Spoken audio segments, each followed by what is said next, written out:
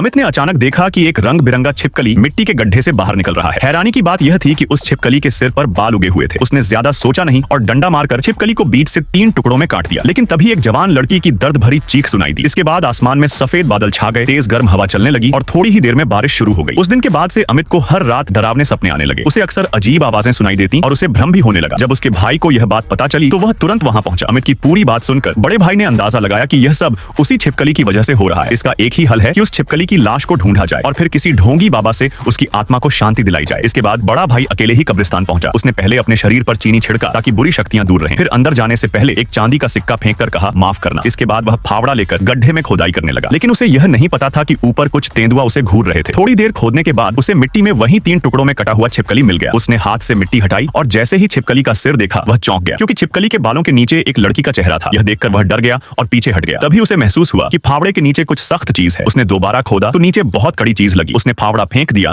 और हाथों से मिट्टी हटाने लगा। जैसे जैसे वह खोदता गया वह और भी हैरान होता गया। नीचे एक ताबूत दबा हुआ था। असल में यह एक बहुत ही दुर्लभ और खास था, जिसे बहुत बड़ा अपशकुन माना जाता है। तभी वह